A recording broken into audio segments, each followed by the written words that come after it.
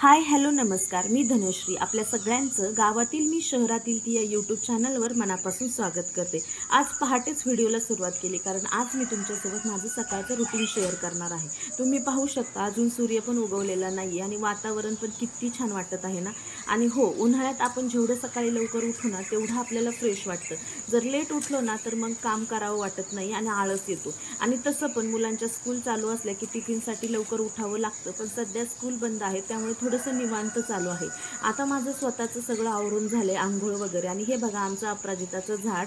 तर रोज सकाळी युवांशी पप्पायचा चहा घेतात म्हणून त्याची पण 3-4 फुले तोडून आणली. आणि किचनमध्ये आलं की सगळ्यात पहिलं काम म्हणजे चपातीचं पीठ मळून ठेवणं. म्हणजे कसं पीठ जरा भिजलं की चपाती छान मऊ होते. मग नंतर लगेच दूध तापायला ठेवलं.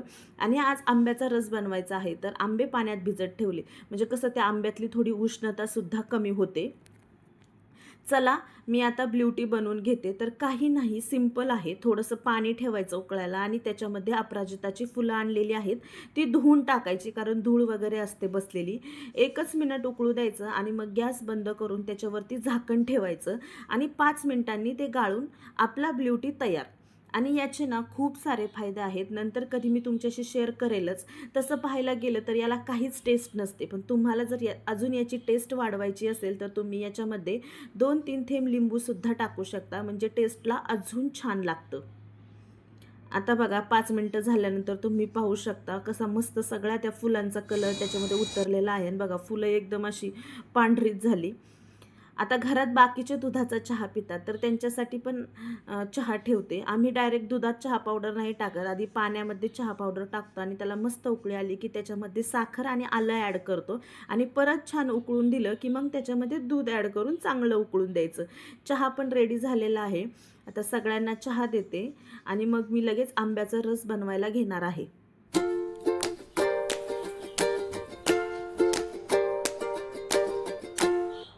आमच्या घरात ना मिक्सरमधला आंब्याचा रस आवडत नाही कोणाला.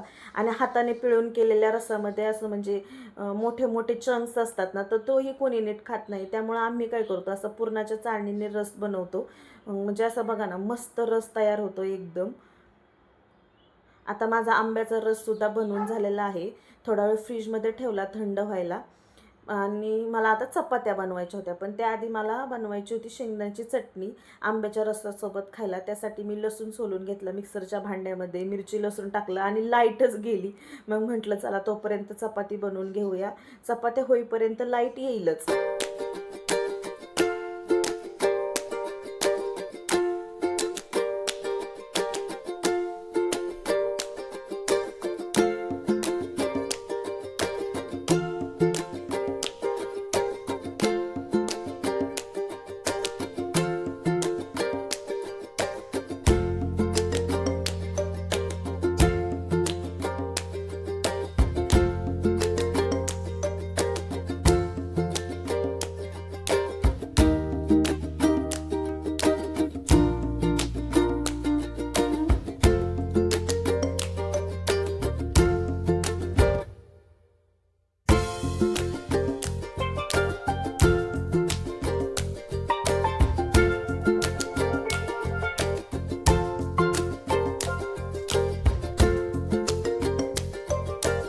आणि बघू शकता बराच वेळ झालं पीठ मळून ठेवलेलं, तर चपाती पण छान होती आपली.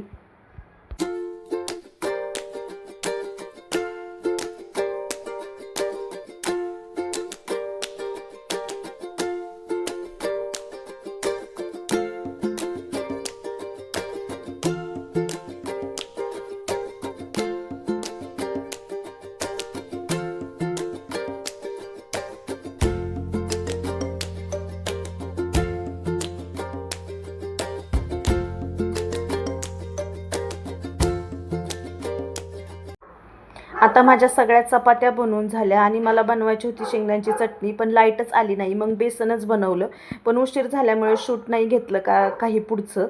आणि आता हा आहे आमचा आजचा मेनू, आंब्याचा रस, चपाती आणि बेसन. आता तुम्ही म्हणाल ताई हे कसलं कॉम्बिनेशन, पण चालतं हो कधी कधी. आणि तुम्ही पण ट्राय करा, छानच लागतं. त्याच्यानंतर मग काही शूट घेतलं नाही दिवसभर. हे संध्याकाळचं शूट आहे डायरेक्ट. आणि इथे बघा युवांशचं चाललंय गाडी पुसायचं. तर त्याच्या मामाने त्याला बड्डेला गिफ्ट केलेली ही कार आहे. आणि हा ना दिवसभरातून जेव्हा पण त्याच्या लक्षात येतं ना तेव्हा स्वतःहून गाडी पुसून घेतो. खरंच खूप छान सवय आहे त्याची आणि मला असं वाटतं ही सवय त्याची मोठा झाल्यावरही अशीच कायम राहावी. चला तर मग आता इथेच ब्लॉगची एंडिंग करते. तुम्हाला जर आजचा व्हिडिओ आवडला असेल तर व्हिडिओला लाईक करा, शेअर करा आणि चॅनलला सबस्क्राईब करायला विसरू नका. भेटू पुढच्या व्हिडिओमध्ये. तोपर्यंत बाय.